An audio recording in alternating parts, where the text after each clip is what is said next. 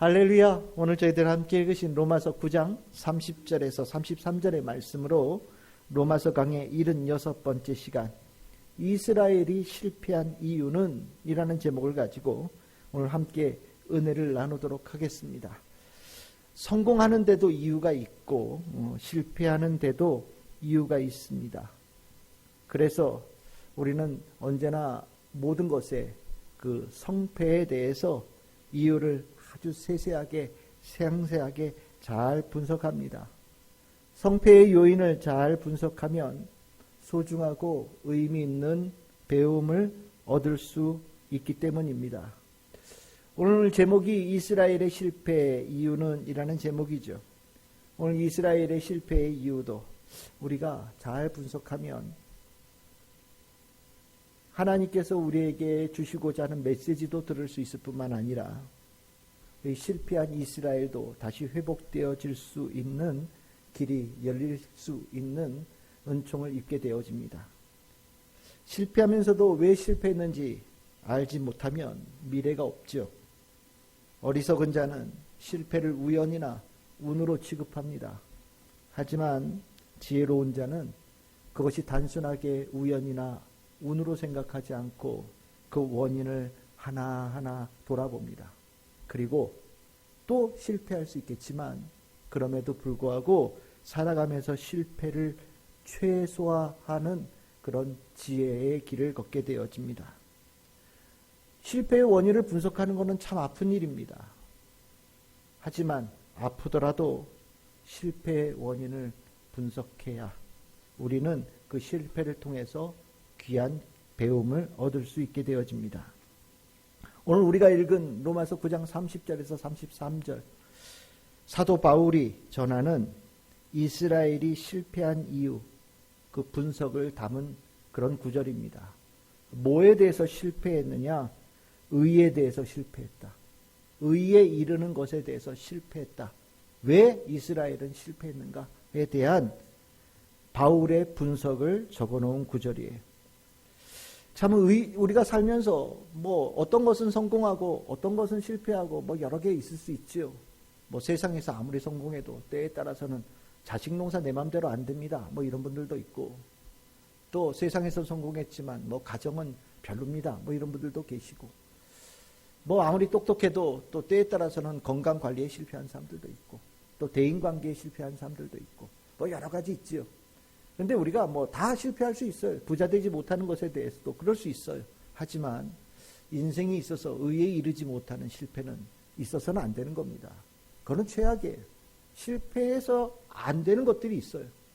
그 실패하면 안 되는 것들 중에 가장 중요한 게 인생에 있어서는 의에 이르는 것에 대해서 실패하면 안 된다라는 겁니다. 오늘 이 이스라엘이 의에 대해서 실패했다라는 이것이 왜 충격적이냐면 이방인들은 의에 대해서 성공했다라는 거거든요. 오늘 읽었던 본문 30절, 31절에 이방인들은 의에 대해서 성공했는데 정작 이스라엘은 의에 이르는 것에 실패했다. 이방인들이 의에 이르는 것에 관심이 있었냐? 없었잖아요. 반면에 이스라엘 백성들은 의에 이르기 위해서 굉장히 많은 관심을 가지고 굉장히 많은 노력을 했던 사람들입니다. 그런데 정말 아이러니하게도 제일 먼저 알고 그렇게 되어지기를 소망했던 이스라엘은 결과론적으로 의에 이르는 것이 실패했는데 이방인들은 소가 뒷걸음질 치다가 쥐잡은 격으로 의에 이르렀단 말이죠. 그러니까 이 이방인들이 의에 이른 것의 성공의 원인의 분석도 중요하게 되겠지만 참 이스라엘이 실패했다라는 것, 의에 이르는데 실패했다라고 하는 것은 굉장히 충격적이면서 이 문제는 꼭 한번 돌아봐야 될 중요한 이유가 되어지는 겁니다. 이 의에 실패한 이스라엘의 이 실패의 원인이 어떤 이스라엘의 특수한 요인들, 그들이 가졌던 어떤 특별한 환경 속에서 있었던 일이라면 그때는 그랬어 라는 식으로 지나갈 수 있겠지만 여러분들 이스라엘이 실패한 이유는요 굉장히 보편적인 이유입니다. 누구든지 실패할 수 있는 거예요. 더 정확하게 말하면 이스라엘처럼 하면은 100% 실패해. 이렇게 하면 의에 이르는데 아무리 마음을 들어도 절대로 성공할 수 없다라는 것을 바울이 얘기하는 겁니다. 그래서 우리는 정말 우리야말로 하나님의 의, 그 의로움에 이르는 것에 대해서 우리 또한 너무나도 깊은 관심을 가지고 이것에 대해서 인생의 모든 것을 걸고 나아가는 사람들이잖아요. 그런데 우리도 이스라엘처럼 실패하면 안 되겠지요. 정말 의에 이르는 것에 이스라엘처럼 실패하면 이것처럼 불쌍한 인생이 어디 있습니까? 그래서 오늘 저는 여러분들하고 이스라엘이 실패한 원인들을 이렇게 분석하면서 내 모습, 우리의 모습도 한번 정말 좀 아프지만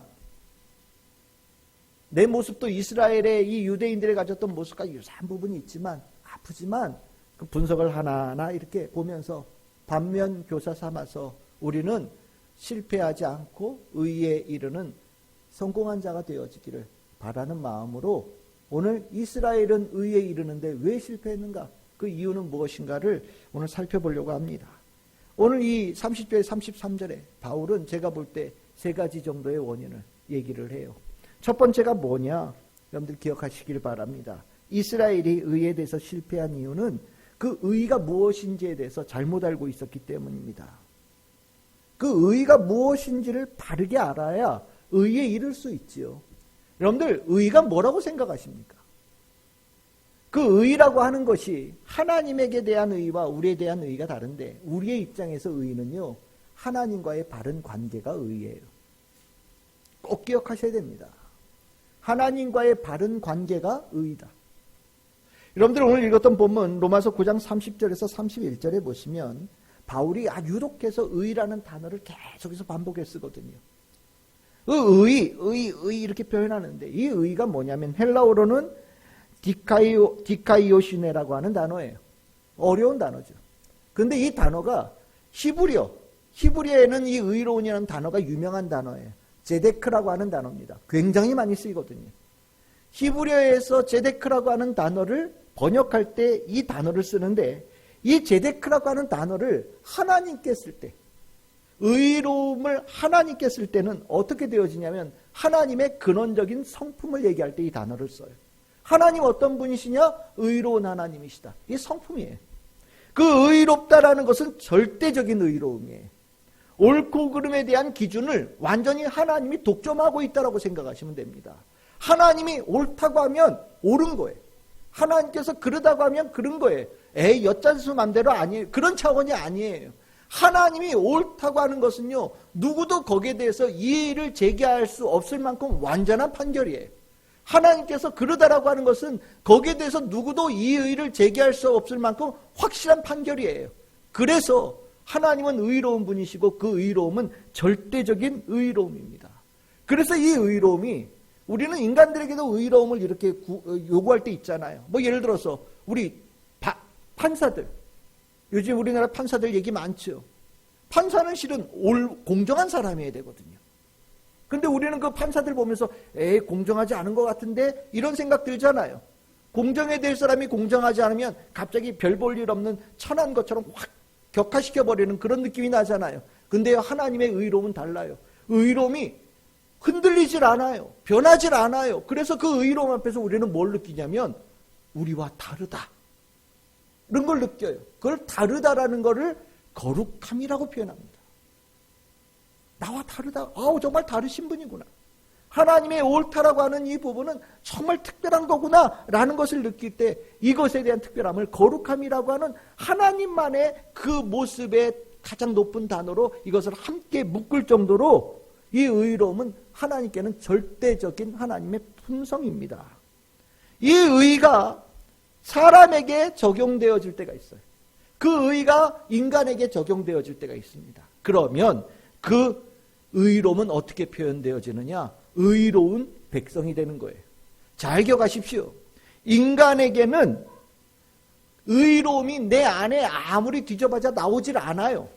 아무리 나를 갈고 닦고 아무리 품성을 대단하게 함양할지라도 의로움은 만들어낼 수 있는 존재가 아니에요. 우리에게는 의가 없어요. 그런데 인간에게 의라는 단어가 덧붙일 때가 있습니다. 그러면 어떨 때? 의로운 하나님의 백성이 되어질 때. 의로운 하나님의 백성이 되어질 때 인간은 그 의의를 선물로 받는 거예요. 이해가 되십니까? 사람들이 이걸 착각해요. 내가 의로울 수 있다라고 생각을 합니다. 내가 특별한 존재로 다른 사람과 구별되어진 그 능력을 가지고 있다고 생각하는 사람들이 있어요. 그렇지 않아요. 의로움은요, 하나님과 연결되어져 있을 때에만 우리는 비로소 의로울 수 있는 은총을 입게 되어지는 거예요. 그래서 제가 아까 말씀드렸잖아요. 의는 뭐냐? 관계예요. 의는 관계입니다. 하나님과 바른 관계가 형성되어져 있을 때 비로소 인간에게는 의로움이라고 하는 단어가 쓰여지는 거예요. 그러면 하나님과 인간 사이의 건강한 관계, 어떤 관계일까요? 하나님과 우리 사이의 바른 관계가 어떤 모습일까요? 성경에 수도 없이 얘기하죠. 뭐라고요? 하나님께서 아버지처럼 너희들을 사랑하니 너희들도 하나님의 자녀 되어진 모습으로 아버지를 사랑해라, 이렇게 요구하시죠. 맞아요. 하나님과의 관계가 잘 형성되어진 건강한 그런 관계는 뭐냐? 사랑의 관계. 사랑의 관계가 되어질 때 비로소 우리는 어떻게 불려질 수 있냐? 의로운 백성이 되어질 수 있는 거거든요. 굉장히 중요한 거예요. 이스라엘 백성들이 놓친 게 뭐냐면 이 관계의 중요함을 소홀히 여긴 겁니다. 의로움이 관계에 있다라는 것을 소홀히 여겼어요. 그러면 도대체 뭐에 꽂혔길래? 하나님께서 유대인들에게 주신 선물에 꽂힌 거예요. 하나님 이스라엘 백성들 먼저 불렀지요. 하나님께서 그들을 택하셨다고 말씀하시지요. 하나님께서 그들에게 땅도 주시고 권세도 주시고 특별한 선물들 막 쏟아 부어주셨잖아요. 너희들은 선민이고 너희들은 거룩한 백성 성민이다 라는 말씀으로 하나님께서 그들에게 막 선물을 주셨죠. 맞아요. 선물을 이만큼 받은 거예요. 그랬더니 어떻게 됐냐? 선물에 눈이 꽂힌 거예요. 내가 받은 이 선물이 나를 의롭게 만드는 선물이에요. 나는 이것만 가지고 있으면 의로운 자가 될 수 있다라는 생각을 가진 거예요. 아닌데 이거 아무리 가지고 있어도 그 선물을 주신 하나님과의 관계가 문제가 생기면 의로워질 수 없는데, 하나님께서 주신 이 선물, 이것만 가지고 있으면 내가 의로울 수 있다는 생각이 들고 나서 이들이 하나님께 대해서 사랑의 관계, 깊은 관계를 맺는 거에 대해서 소홀해졌다라는 겁니다. 여러분들, 이거 굉장히 중요한 문제예요. 하나님과의 관계를 이 정도면 됐지, 나 이 정도면 된 거 아닌가? 교회 등록했고 집에 성경책도 있고 내가 교회 다닌 지 몇 년 됐고 뭐 이러면 되는 거 아닌가? 그럼 뭐 다 갈 때 같이 이렇게 세트로 해가지고 다 묶음을 해가지고 원에는 뭐 이런 식으로 다 가는 거 아니야? 아니에요. 그렇지 않아요. 의로움은요, 내가 하나님께서 아무리 많은 선물을 내가 가지고 있어도 그 선물을 주신 하나님을 사랑하지 않으면 아무 의미가 없어요. 의로워질 수가 없는 거예요. 여러분들, 그러다 보니까 구약 성경에 굉장히 많은 말들이 우리 저한테 맞지요. 하나님을 알아야 된다. 너희들 하나님 잊어버렸다. 너희들은 하나님 생각하지 않고 하나님께서 너희들에게 주신 선물만, 그것만 누리는 것에 관심이 있구나. 그러면 안 된다. 수많은 예언자들을 통해서 하나님께서 계속해서 경고하신 거예요. 왜요? 그래서는 의로운 백성이 될 수 없기 때문입니다. 여러분들, 그래서 여러분들 바울이요, 이 부분 우리가 이제 10장에 가면서 이 주제가 계속 연결되어지는데, 로마서 10장 13절에 굉장히 중요한 구절이 나오죠. 우리 같이 한번 읽어봅시다. 시작. 누구든지 주의 이름을 부르는 자는 구원을 받으리라. 아멘. 이 말씀 굉장히 간단한 구절이에요. 그런데 이거 반대로 얘기하면 누구라도 주의 이름을 제대로 부르지 않으면 구원 없다라는 겁니다. 아무리 대단한 걸 가졌어도, 아무리 대단한 자격을 가진 것처럼 자기가 스스로 여길지라도 사랑하는 마음으로 하나님을, 그 이름을 높이고 영광을 돌리는 것을 실패하는 자는 그 어떤 한 사람도 구원받을 수 없다라는 것이 바울이 강력하게 얘기하는 거예요. 우리 회개 얘기합니다. 회개가 뭡니까? 잃어버렸던 하나님의 관계, 하나님과의 관계에 소홀했던 것을 내가 소홀했구나 라고 내가 깨우침을 받아서 다시 하나님 사랑합니다라고 하나님께 달려가는 거예요. 예수님이 하나님의 말씀으로 이 땅에 오셨죠. 하나님의 독생자로 오셨단 말이죠. 그거 어때요? 이 땅에 모든 사람들이 예수님 만나서 하나님 만날 수 있는 기회를 모든 사람들이 다 부여받은 거예요. 그런데 정작 하나님을 사람들이 사랑하지 않아요. 유대인들이 사랑하지 않아요. 그래서 먼저 온 사람이 있죠. 예수님 오기 전에 먼저 온 사람이 있죠. 누굽니까? 세례 요한이에요. 세례 요한에 대해서 예수님께서 하신 말씀이 있어요. 마태복음 21장 32절. 요한이 의의 도로 이 땅에 왔다라고 얘기합니다. 여기 의 나오죠. 이 의가 뭘까요? 하나님과의 관계를 회복시키는 길을 열어주기 위해서 왔다라는 겁니다. 하나님 사랑하는 거 잊어버린 자들에게 그러면 안 돼! 라고 회개하라는 목소리, 메시지를 전하기 위해서 온 사람이 세례 요한이라는 거예요. 그런데 그 목소리에 마음을 열지 않은 사람들, 그 말에 깨달음이 없는 사람들, 나는 이미 하나님께 주신 선물만으로도 의롭다라고 착각하는 사람들은 그 말을 귓등으로 들었다는 겁니다. 그럼 어떻게 돼요? 구원받을 수 없는 거라는 거예요. 그런데 세리와 창녀처럼 도저히 하나님께 은혜 입지 못할 사람처럼 보이는 사람일지라도 하나님과의 관계에 문제가 있어 라는 세례 요한의 이 말에 회개하고 하나님 제가 그동안 죄를 지었어요. 잘못했어요. 제가 세상에 살면서 이렇게 살다 보니 하나님을 잊어버리고 살았어요. 눈물을 흘리며 하나님께 하나님 사랑합니다. 나에게 이런 기회를 주신 하나님 사랑합니다라고 달려간 사람들은 끝내 뉘우쳐서 믿는 자가 되어지는 은혜를 입는다라고 얘기하는 거예요. 예수님께서 하신 말씀이에요. 의가 뭡니까? 하나님과의 관계예요. 하나님과의 살아있는 관계예요. 그냥 나는 법적으로 뭔가 관계가 맺혀 있어. 이거 가지고 안 돼요. 살아있는 관계, 사랑하는 관계, 진심인 관계여야 되는 거예요. 하나님께서 그것을 의라고 여기셔요. 의에 이르기 위해서는 그 관계가 반드시 있어야 됩니다. 우리가 정말 신앙의 뜨거움은요, 그 살아있는 관계가 내 심령에서 계속해서 움직이는 사람이에요. 주중에도 계속해서 하나님과 말씀이 움직이고 하나님께 예배드림이 움직이고 하나님께 기도함이 움직이고 찬양이 끊임없이 움직이는 사람들은 살아있는 하나님과의 관계가 있는 사람이에요. 그런 사람들이 응답받는 거예요. 기도할 때 응답이 그런 사람들에게 있는 겁니다. 오늘이 토요일이구나. 그럼 내일 교회 가야 되겠네? 주중에 한 번도 생각 안 하다가 갑자기 토요일날 저녁 돼서 아차 내일이 주일이구나 이런 생각 든다면 그건 문제 있는 거죠. 그건 그냥 교인이라서 주일날 교회 가는 거와 별로 다르지 않을 수 있어요. 저는 여러분들이 스스로 하나님과의 깊은 관계를 맺으며 신앙생활을 할 수 있게끔 돕는 역할입니다. 제가 여러분들을 억지로 끌어당길 수는 없어요. 다만 제가 여러분들에게 말씀드리고자 하는 것은 여러분들 예배 제대로 드리십시오. 주일날 예배 드리듯이 여러분들의 매일매일의 삶의 예배가 있어야 되고요. 여러분들 주중 예배, 여러분들이 드릴 수 있다면 그 예배의 시간을 사모하면서 주님 앞에 나올 수 있는 성도들이 되어져야 돼요.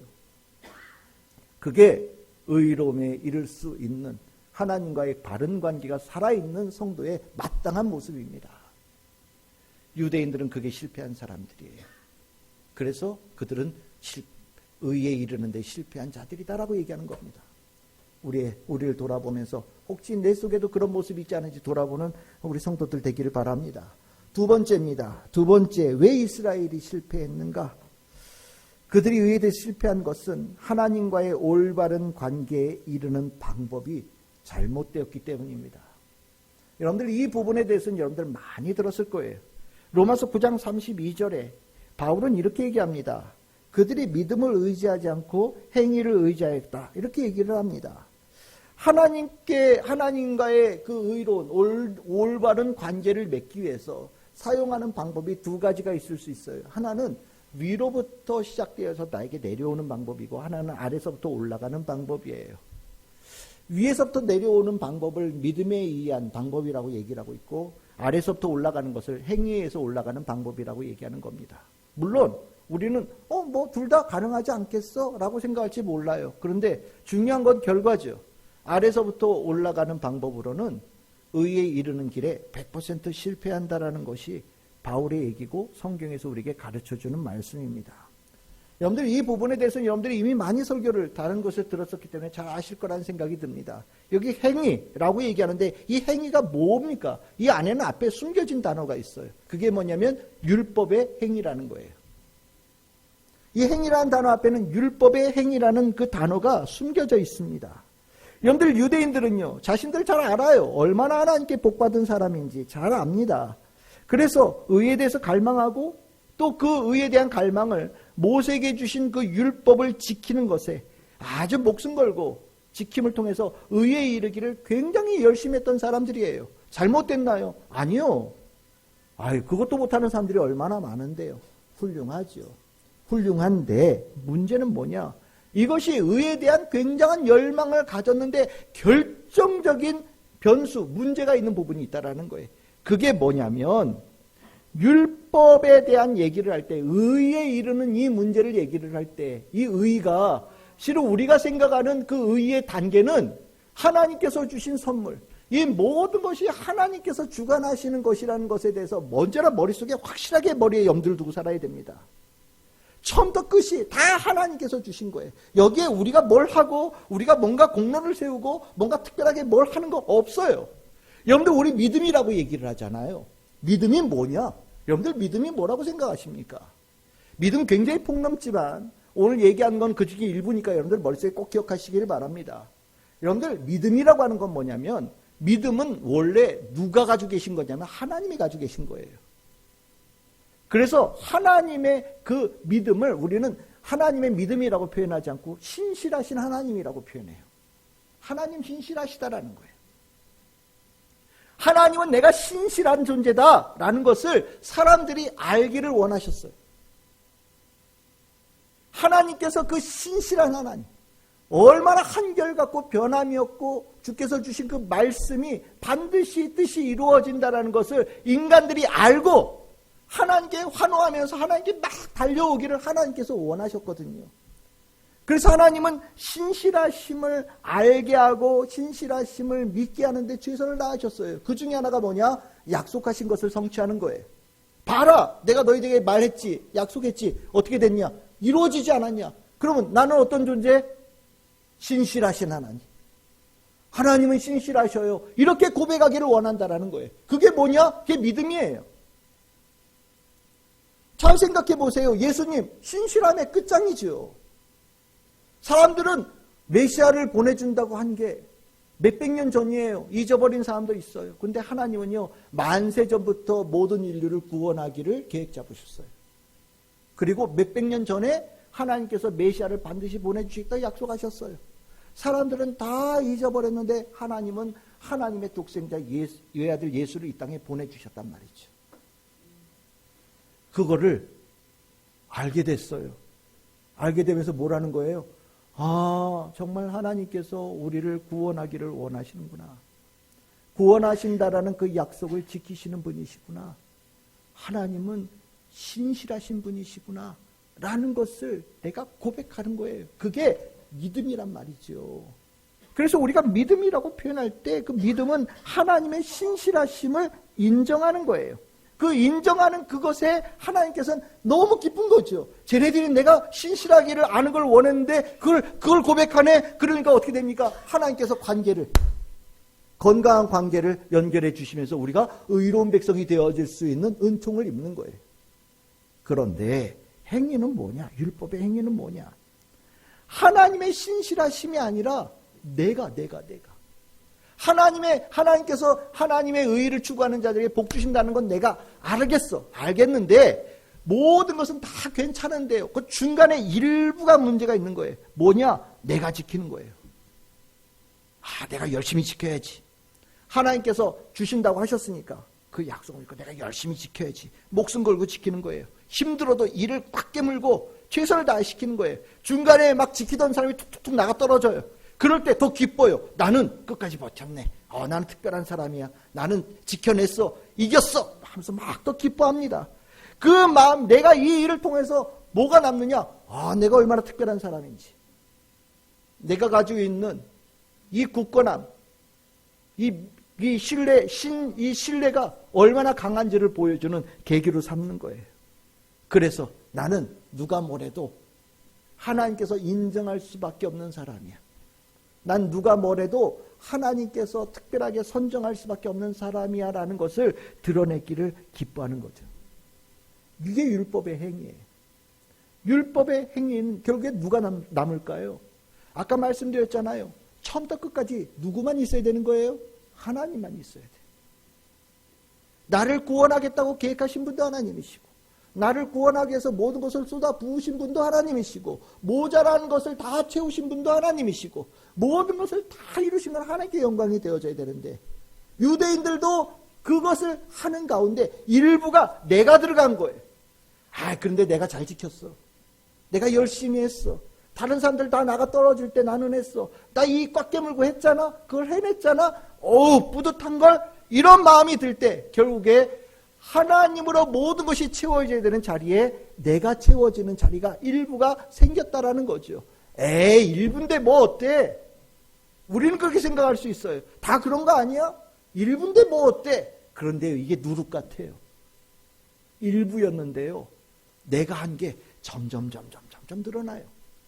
그 일부가 하나님은 알아요. 이 일부가 나머지의 모든 것들을 상하게 한다는 걸 알아요. 그 일부가 나중에 가면 어떻게 되냐? 나 잘난 것밖에 안 남는 거예요. 내가 그때 교회를 내가 갔잖아. 내가 그때 참 지혜로워가지고 그때 교회를 내가 갔잖아.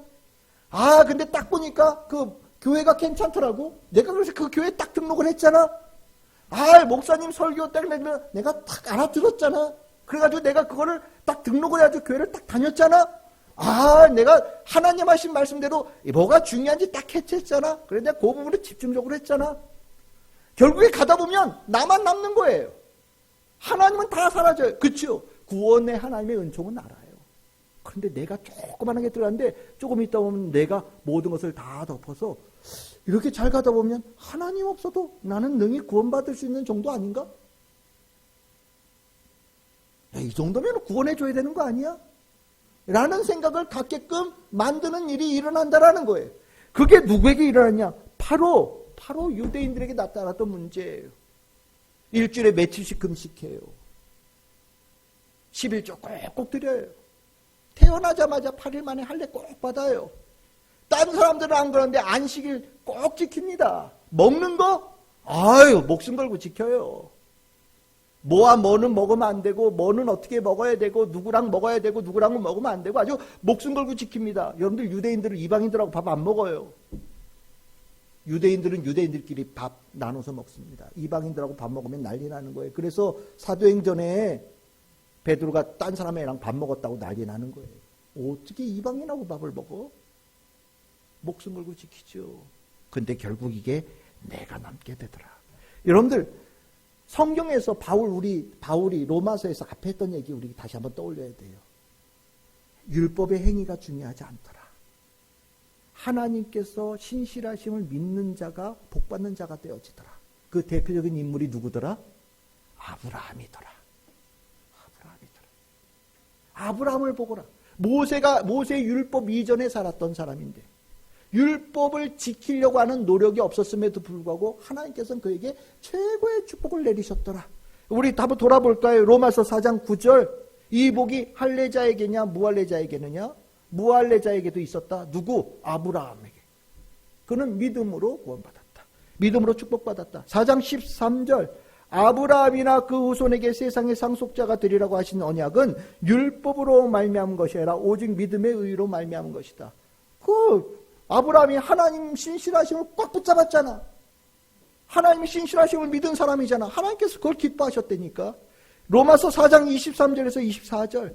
그러니까 아브라함이 그렇게 복받은 시종이 그 다음에는 누가 복받겠느냐? 아브라함처럼 사는 자가 복받는 거죠. 율법의 행위로 복받는 사람이 있더냐? 없다라는 얘기를 바울이 앞에서 했던 거예요. 기억하십시오. 신앙생활하면서 나는요 자꾸 작아지는 거예요. 제일 교회 처음 온 날 제일 큰 사람이에요. 나 뭐 하거든요. 나 세상에서 뭐 어느 정도 돈도 있고요, 권세도 있고 뭐도 있어요. 제일 큰 사람으로 와요. 그런데 신앙생활을 해갈수록 점점 작은 사람이 되어져 갑니다. 이게 하나님의 은혜구나. 이것도 하나님의 은혜구나. 이것도 하나님의 은혜구나. 그래서 얼마까지 줄어들면 될까요? 겨자씨만큼 줄어들면 되는 거예요. 가장 미약한 존재. 하나님 앞에서 가장 미약한 존재이구나. 내가 그것을 고백할 수 있을 때 그가 가장 큰 자가 되는 거예요.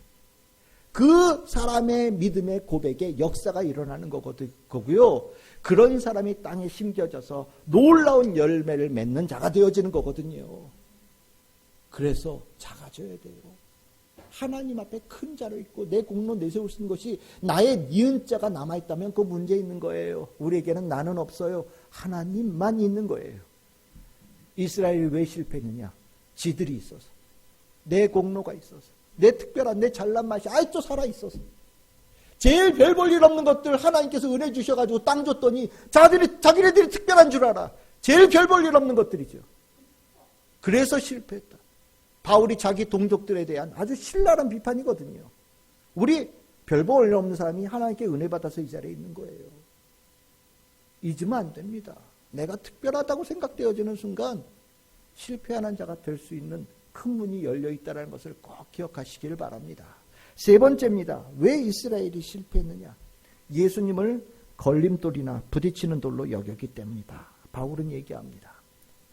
로마서 9장 32절 33절에 얘기를 하죠. 부딪힐 돌에 부딪혔다라고 얘기를 합니다. 이 부딪힐 돌에 대한 이 말씀은 이사야서 28장에 있는 말씀하고 이사야서 8장에 있는 말씀을 사도 바울이 인용해서 쓴 거예요. 여러분들 이 말씀을 이해하기 위해서는 요 이사야서에 나와 있는 말씀을 조금 이해해야 돼요. 여러분들 이 이사야가 메시지를 전할 때는요, 남유다의 상황이 너무 힘들었던 때예요. 북에서는 아시리아라는 거대한 강대국이 몇 년에 한 번씩 원정을 돕니다. 그러면서 완전히 나라를 아주 쑥대밭을 만들어요. 있는 거 다 뺏어갑니다. 그렇지 않아도 못 사는 나라인데 맨날 몇 년에 한 번씩 와가지고 다 쓸고 가고 막대한 조공을 내라고 하니까 이거는 뭐 조공 내다 죽나 굶어 죽나 맞아 죽나 똑같은 거예요. 진퇴양난이죠. 그런데 이 남유다에는 밑에도 만만치 않은 애들이 있어요. 그게 이제 애굽이죠. 애굽은 또 호시탐탐 이렇게 올라가기를 원해요. 그래가지고 밑에서 이렇게 치고 올라옵니다. 북에서 치고 내려오지 남쪽에서 치고 올라오지 막 죽을 맛이에요. 그러니까 뭘 하겠습니까? 열심히 외교하는 거예요. 아시리아에 가서 우리는 당신의 종입니다. 딸랑딸랑. 그리고 또 애굽에 내려가서는 우리는 아수라고 안 친해요. 당신의 종입니다. 딸랑딸랑. 그러면서 하여튼 양쪽에서 최대한 뭔가 죽지 않으려고 애를 쓰는 거예요.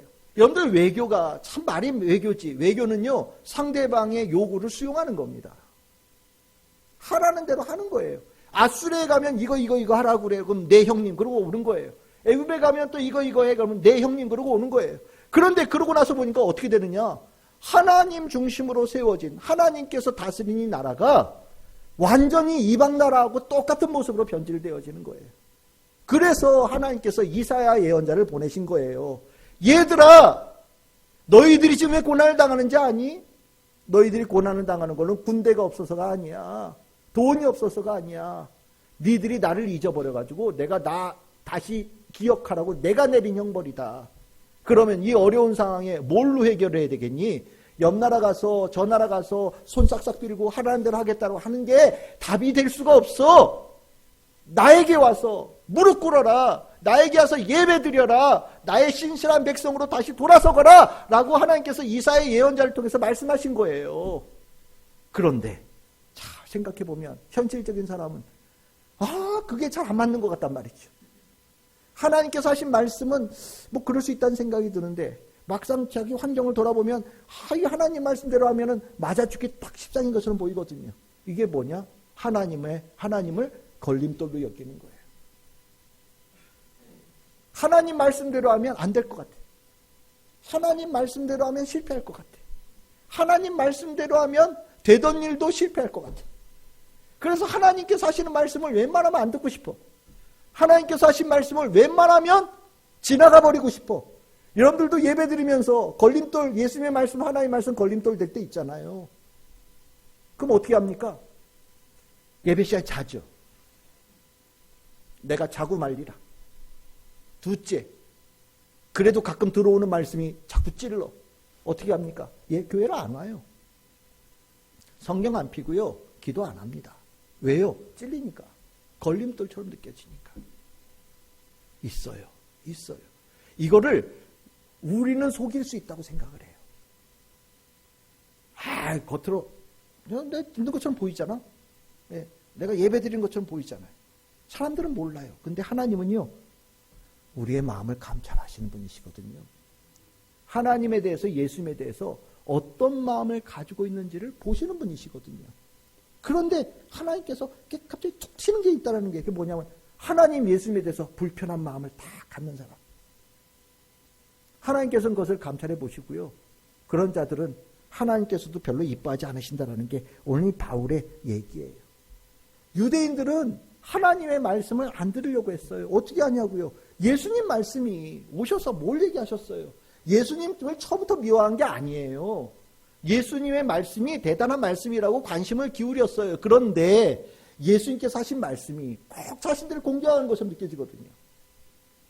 그러면 안 돼. 하나님의 집을, 기도하는 집이 장사치의 집으로 만들면 안 되지. 너희들 그런 식으로 하나님 섬기는 거를 대강 해서는 안 돼. 하나님께 너희들 미워하셔. 뭐 알고기 쭉정이 뭐 가라지 뭐 얘기 쭉 나오고 뭐 지혜로운 처녀 5, 아닌 처녀, 어리석은 처녀, 미련한 처녀 5. 아유, 우리는 다 떼거지를 한꺼번에 하나님 나라 들어갈 거라고 생각하는데 누구는 들어가고 누구는 들어가지 않고 뭐 이런 얘기 자꾸 하시니까 이거 우리 보고 하는 얘기인가? 독사의 자식들아 뭐 이런 얘기를 하는데 갑자기 막 이 예수의 말이 심에 콱콱 찌린단 말이죠. 그러다 보니까 어떻게 되냐? 예수를 미워하기 시작했어요. 걸림돌이 되는 거죠. 여러분들 걸림돌이 되어지면 아까 자요, 교회 안 와요. 이거는 양반이에요. 걸림돌이 되어지면 적극적으로 나설 때가 있습니다. 뭘 할까요? 버려버려요. 치워버려요. 없애버려요. 그거 어떻게 하느냐? 세례요한 죽였잖아요. 걸림돌처럼 느껴지니까 회개하라는 말을 들으니까 회개 나보고 하라는 것 같거든. 저 입 다물게 하려면 어떻게 하면 좋을까? 죽여버려. 예수님이 걸림돌이 됐어요. 어떻게 하면 좋을까? 어떻게 가서 괴롭히기도 하고 입 다물라고 막 하고 했는데 계속해서 떠들어요. 계속해서 외치고 다녀요. 사람들이 그 말에 막 환호성을 저질러요. 어떻게 해요? 십자가에 달려서 죽여야 되겠다. 이게 버리는 거예요. 걸림돌인 마음에 예수님을 걸림돌로 두는 사람은 시작인데 이 시작이요. 나중에 보면 예수를 죽이는 자의 앞잡이로 내가 서요. 이거 굉장히 위험한 겁니다. 교회 잘 다녔던 사람들이 있어요. 그런데 어느 날 목사의 어떤 설교나 누군가의 말에 상처받았대요. 틀린 말 아니에요. 맞는 말인데 괜히 마음에 찔렸어요. 처음에는 그냥 약간 불편? 그런데 어느 날 이게 암덩어리처럼 죽지 않고 계속 성장합니다. 그리고 온 삶을 다 뒤덮어요. 그리고 나면 어떻게 되냐? 교회의 반대쪽에 서 있는 사람으로 변화가 되어집니다. 하나님 말씀 족족에 대해서 반대하고 교회에 뭐 비리를 폭로하겠습니다 하면서 막 교회에 뭐 교회 가면 이렇고요, 뭐 목사는 이렇고요, 뭐 교회 장로는 이렇고요, 권사는 이렇고요, 막 폭로하면서 너희들은 몰랐지 내가 다 알려줄게 뭐 이런 사람으로 나서는 사람들도 있어요. 그 시작이 어디서 시작되느냐면 예수 그리스도의 말씀이 걸림돌이 되어진 것에서 시작되어져요. 그렇게 사단이 만들어요. 이것이 사도 바울이 이 유대인들에게 한 말이에요. 이 내용이 예수님에 대해서 잘못되어진 마음을 가진 유대인들의 대표적인 표상이 되어집니다. 그래서 베드로전서 2장 4절에서 7절에 보면 베드로 사도가 이렇게 설교합니다. 사람에게 버림받으셨다. 예수님께서 버림받으셨다라는 것으로 베드로가 설교를 해요. 그런데 사람들에게 버림받는다라는 이 주제가 시작은 누구냐? 예수님이에요. 예수님께서 먼저 하셨어요. 여러분들 마태복음 21장 42절에 보시면 예수님께서 말씀하신 거예요. 성경에 건축자들이 버린 돌이 모퉁이의 머릿돌이 되었다. 모퉁이의 머릿돌이 되었다는 건 나중 생각하셔요. 제일 먼저 뭐가 나와요? 버렸다라는. 버린 게 뭐예요? 죽였다라는 거예요. 죽여버렸다라는 거예요. 죽였다. 사람들이 그렇게 하나님의 사람을 대한다. 하나님을 대한다. 예수님을 대한다라고 예수님께서 아예 대놓고 얘기하신 거예요. 그런데 이게 정말 그렇게 되는 거죠. 그래서 여러분들 이 주제가 사도행전 4장 10절에 보시면 베드로가 첫 번째 설교할 때도 이 내용이 나와요. 사람들에게 버림받아진 예수. 사람들이 마음속에 예수를 걸림돌로 생각하는 사람들이 예수를 죽이더라. 그런 사람은 죽었다 깨어나도 의에 이르지 못한다라는 게 베드로가 정확하게 지적한 내용이거든요. 이 내용을 바울이 얘기한 거고요. 이 내용은 예수님께서 얘기하신 거고, 이 내용은 원래 성경의 구약 성경에 나와 있는 시편에 나와 있는 말씀이에요. 다른 말로 표현하면 이 자리에 있는 누군가도 예수님의 말씀을 걸림돌로 여기는 사람들이 있을 수 있다라는 겁니다. 예수님의 말씀은요, 아까 말씀드렸죠. 하나님은 의로우신 분, 신실하신 분이에요. 순도가 어떻게 되냐고요? 100%예요. 그게 믿음이에요. 그게 제대로 된 믿음을 가지고 있는 거예요. 그거는 믿을 만한데 예수님 하나님도 99% 정도 되지 않을까? 많이 봐줘서 99.99999% 정도 되지 않을까? 택도 없는 소리요. 그 걸림돌 하나가 삶 전체를 뒤집어 엎습니다. 의에 이르는 자가 되지 못해요. 어떻게 하냐고요? 유대인들이 그랬어요. 그럼 예수님이 어떤 분이냐? 사람들이 버려도 살아나는 분이에요. 베드로전서 2장 4절 7절 다시 봅시다. 예수님은 산돌이다. 죽였지? 살았어. 버렸지? 아니야. 다시 모퉁이에 어떤 집을 짓는 시작이야. 예수님은 없애려고 해도 없앨 수가 없어. 예수님은 허물어뜨려도 다시 자신 위에 새로운 집을 짓는 분이시고 거룩한 집을 짓는 분이셔. 결국 우리가 예수를 버리려도 아무 소용없어요. 예수님은 부활하셔요. 예수님은 다시 살아나셔서 있어야 될 그 자리에 있으셔서 있어야 될 그 일을 하시는 거예요. 구원의 역사를 이루시는 분이십니다. 예수님을 걸림돌로 여겨요. 예수를 걸림돌로 여기는 그 인생이 걸림돌이 되는 겁니다. 유대인들이 그것을 체험한 거예요. 저는 여러분들이 예수님이 불편하지 않기를 바라요. 하나님의 말씀이 불편함이 없기를 바랍니다. 단 하나라도 남아있다면 지워버릴 수 있는 성도들이 되기를 바라요. 하나님은 100% 순종해도 괜찮아요. 하나님 100% 신뢰하고 가도 아무 문제 없어요. 하나님께 내 인생 다 맡겨도 괜찮아요. 하나님께서 눈동자처럼 여러분들의 인생을 지켜주셔요. 그게 믿음이에요. 그래야 의에 이르는데 성공한 자가 될 수 있는 겁니다. 이제 말씀을 정리하겠습니다. 오늘 이 말씀, 우리가 나눴던 이 말씀은요, 우리가 실패자가 되지 않기 위해서 주신 말씀이라고 저는 생각해요. 그리고 이스라엘도 이 실패의 원인을 알았으면 이스라엘도 회복되어질 수 있겠죠? 하나님의 뜻이에요. 하나님께서 그것을 원하시는 겁니다.